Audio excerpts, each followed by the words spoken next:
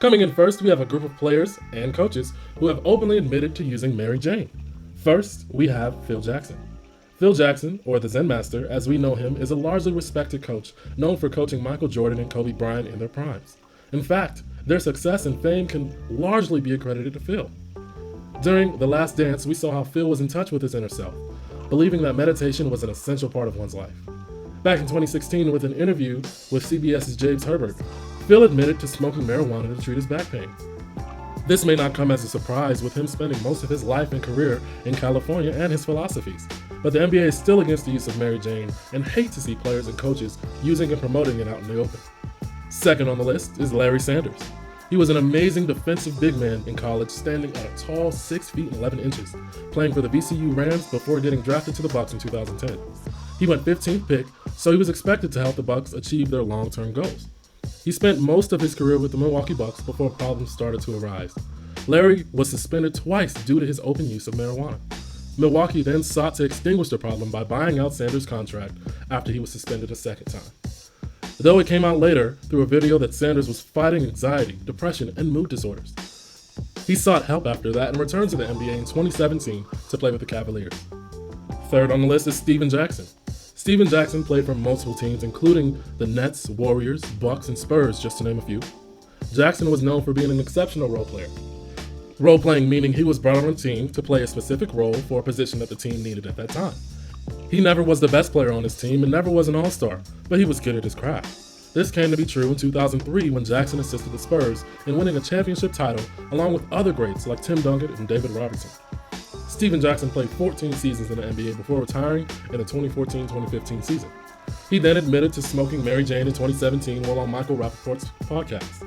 He admitted to smoking before games and hoping for his high to calm down before he was put into a game.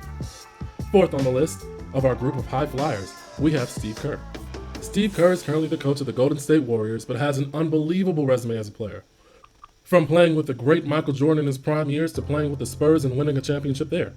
Kerr basically was your perfect example of a spot-up shooter in the old days, assisting teams in just what they needed in clutch moments. As a coach, Steve Kerr led one of the greatest teams in history, the Warriors, to 3 championships, along with the greatest win-loss record in NBA history, 73-9. It was a known fact around the NBA that Kerr dealt with chronic back pain, and he even had to take time off from coaching to deal with his issues. However, in 2016, Kerr admitted to smoking marijuana to deal with his back pain, and he also noted in an interview that he could get in big trouble for talking about it. That's it for our bong buddies in the league, but what other secrets do other players have? Well, number 5 on our list, we have Delonte West. If you haven't heard of this rumor, you must have been living under a rock, as it involves one of the biggest icons the NBA has come to know, LeBron James. But just in case you were living under a rock, here's the story anyway. Delonte West played on multiple teams after being drafted in the first round, pick 24, back in 2004 by the Boston Celtics. He ended up in Cleveland for 2 years in 2008, playing with the budding megastar LeBron James. While in Cleveland, rumors started to emerge that West reportedly slept with LeBron's mom. What? Having gained traction because of the outlandish allegations, it was rumored to have split the Cavs team apart, especially since LeBron was said to have found out before Game 4 against an important playoff game versus the Celtics. Later, LeBron decided to take his talents to South Beach and Delonte was off to another team, and the rumors pretty much died. However, in January 2020, a video surfaced of Delonte West appearing homeless and beaten up.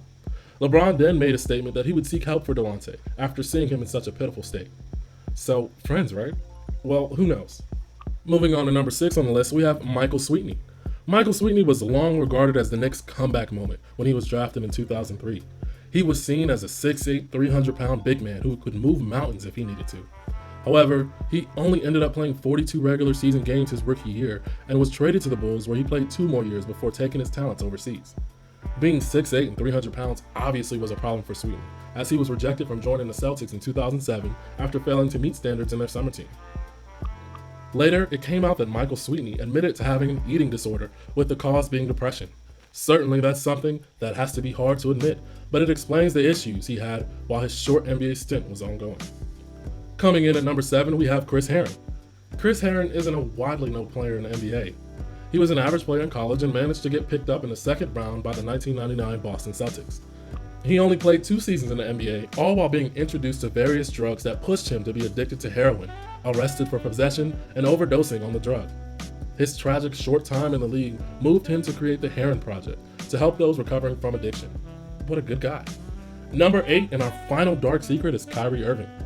Now, this isn't so much as a dark secret. It's more so just a theory that everyone hilariously disagrees with, including me. But hey, everyone is entitled to their own opinion. The spark of Kyrie Irving admitting he believes the earth is flat may as well have sparked a mini movement among with your average everyday people who believe it as well. They may have said, well, since this megastar believes it, it must not be all that wrong to think that. In fact, longtime flat earther Mad Mike set out to prove the earth was flat by launching his homemade rocket with him as a pilot to see for himself that the earth was flat. Sadly, Mad Mike died as his rocket crashed. Again, everyone is entitled to their own opinion, but to me personally, it's pretty obvious the earth is not flat. But what is my opinion mean to anyone? I'm just a YouTuber. Honorable mentions for this video. They include Lamar Odom and his infamous drug abuse, and obviously Meta World Peace to have admitting to drinking alcohol during games.